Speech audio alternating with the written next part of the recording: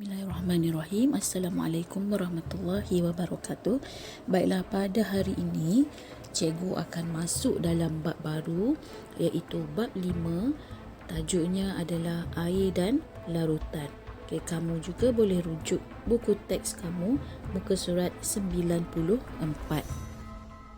Seperti mana yang kita tahu, air merupakan sumber paling utama dalam kehidupan seharian kita.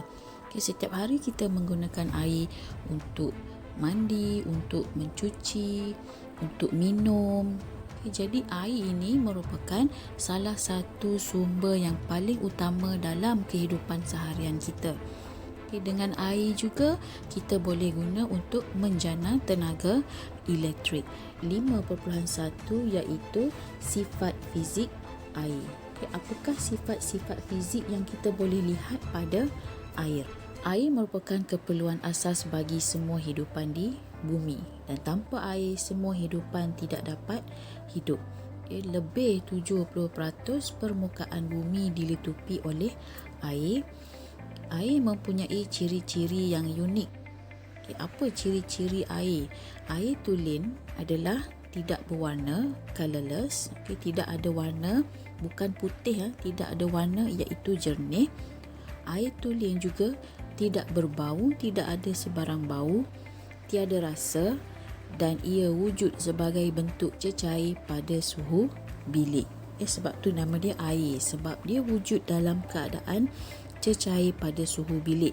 Melainkan kita letakkan dia dalam peti ais, dia akan bertukar menjadi ais iaitu pepejal, ataupun kita panaskan air tadi sehingga mencapai takat didih 100 darjah Celsius, nanti air itu akan bertukar menjadi wap air. Jadi air dalam suhu bilik dia adalah wujud dalam bentuk cecair.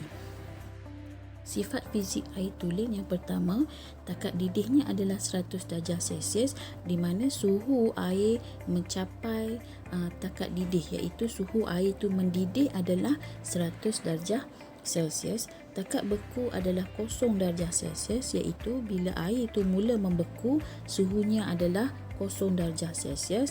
Air tidak berwarna dan air juga mempunyai ketumpatan iaitu 1 gram per sentimeter padu. Selain itu, air juga mempunyai tegangan permukaan yang tinggi. Apa maksud tegangan permukaan yang tinggi?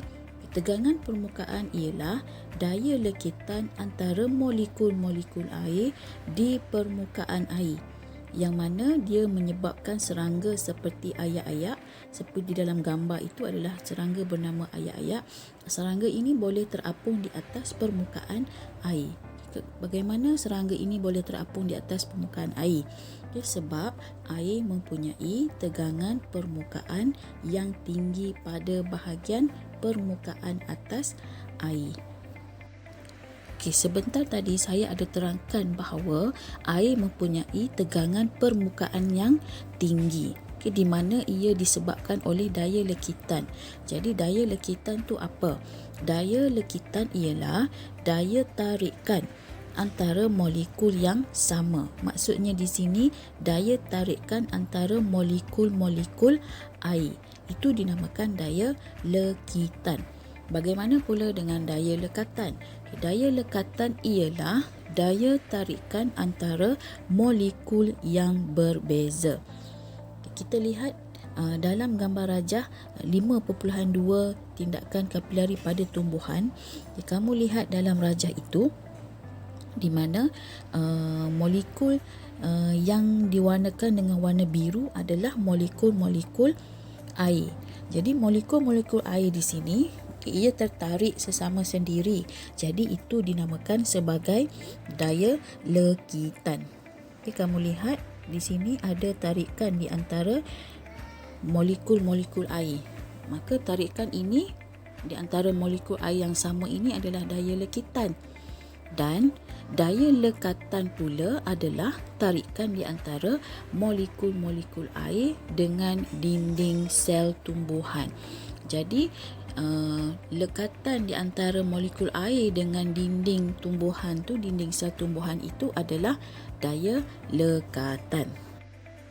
Jika dalam tumbuhan daya lekitan antara molekul air dan daya lekatan antara air dengan dinding xilem tumbuhan membolehkan air dibawa dalam tumbuhan tu dari akar ke daun. Kita tahu bahawa air macam mana dia boleh meresap masuk ke dalam tumbuhan, air meresap dari dalam tanah masuk ke dalam akar. Jadi bagaimana air tu nak bergerak dari akar naik ke atas? Sedangkan dia melawan daya graviti. Dari akar dia nak naik ke bahagian dahan, daun dan pucuk. Jadi daya lekitan dan daya lekatan inilah yang membolehkan molekul-molekul air itu dibawa dari akar dan naik ke dahan dan daun pucuk tumbuhan. Maka tumbuhan pun boleh membesar sebab ada air. Jadi ini dinamakan sebagai tindakan kapilari di dalam tumbuhan untuk membolehkan air dibawa dari akar ke daun. Baik, semasa di tingkatan 1 kita dah belajar mengenai 3 keadaan air di mana air itu boleh wujud dalam keadaan pepejal. Contohnya ais. Air juga boleh wujud dalam keadaan cecair, air, dan air juga boleh wujud dalam bentuk gas ataupun wap air. Jadi air ini boleh wujud dalam 3 keadaan jirim, pepejal, cecair dan gas. Dan apa perubahan-perubahan yang berlaku kepada setiap jirim ini, keadaan jirim apabila ia menyerap atau membebaskan haba. Jika dalam bentuk pepejal iaitu ais, apabila ia menyerap haba, ia boleh bertukar menjadi cecair. Di mana keadaan ini dinamakan sebagai peleburan. Dia perlu serap haba supaya dia boleh melebur menjadi cecair. Dan apabila cecair tadi menyerap haba lagi, kita panaskan atau kita letakkan dia di bawah cahaya matahari, akan berlaku proses penyejatan atau pendidihan. Dan cecair tadi akan bertukar kepada bentuk gas ataupun wap air. Selain itu, pepejal juga boleh terus membentuk kepada gas dan ini dinamakan sebagai pemejal wapan. Jadi ketiga-tiga proses ini adalah proses yang perlu serap haba supaya dia boleh bertukar dari pepejal kepada cecair dan kepada gas. Jika sebaliknya pula, apabila kita ada wap air, contohnya awan, awan bertukar menjadi hujan, iaitu proses ini adalah di mana ia dinamakan sebagai kondensasi. Gas bertukar menjadi cecair, awan tadi bertukar menjadi hujan, kondensasi, dan proses ini perlu membebaskan haba. Buang haba, bebaskan haba. Kemudian daripada cecair, contohnya kita ada air. Apabila kita ada air, kita nak jadikan dia ais. Kita letakkan di dalam peti ais supaya air tadi boleh membeku menjadi ais, dan ini dinamakan sebagai pembekuan. Jadi bila kita letakkan air dalam peti ais, dia bertukar menjadi ais, maksudnya dia perlukan suhu yang sangat rendah. Jadi dia perlu membebaskan haba. Sama juga dengan keadaan apabila wap air ataupun gas terus bertukar menjadi pepejal. Proses ini juga dinamakan sebagai pemejal wapan, tetapi proses ini perlu membebaskan haba. Jadi rajah 5.3 ini kamu boleh lihat bila keadaan jirim tu perlu serap haba dan bila dia perlu bebaskan haba untuk bertukar dari satu keadaan kepada keadaan jirim yang lain. Sekarang kita lihat bagaimana komposisi air ataupun air itu terdiri daripada apa. Dan semasa di tingkatan 1, kalau kamu masih ingat, kamu telah belajar mengenai unsur, sebatian dan campuran. Di mana air ini merupakan satu sebatian. Air merupakan satu sebatian yang terdiri daripada oksigen dan hidrogen. Air terdiri daripada dua unsur, iaitu unsur oksigen dan unsur hidrogen, yang mana dia mesti bergabung secara kimia. Sebab itu air adalah sebatian. Dia ada O dan dia ada H. Kita boleh tentukan komposisi unsur di dalam molekul air dengan menjalankan proses elektrolisis. Okay. Macam mana kita nak tahu dalam air itu ada O dan H? Kita boleh jalankan proses elektrolisis. Okay. Kemudian kita boleh dapatlah O dan H tadi. Okay. Dalam gambar rajah 5.4 ini merupakan proses elektrolisis, di mana kita ada bateri. Okay, kita ada bateri, kemudian kita sambungkan dengan wire, dan wire-wire ini bersambung dengan elektrod karbon. Elektrod karbon ni dia sejenis rod lah, rod karbon yang kita sambung menggunakan wire kepada bateri. Dan bateri itu dia ada terminal positif dan terminal negatif. Okay, di dalam beaker kita letakkan air. Sebab kita nak tahu apa ada dalam air kan, kita letakkan air suling dan kita campurkan sedikit dengan asid hidroklorik cair. Kita campurkan dengan asid ni supaya kita nak proses tu berlaku dengan lebih cepat.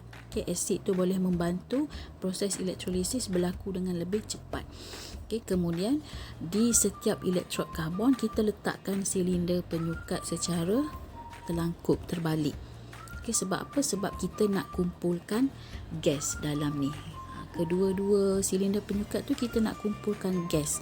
Maka kita letakkan silinder penyukat supaya nanti kita boleh tahu gas apa yang terbentuk dalam silinder penyukat tu.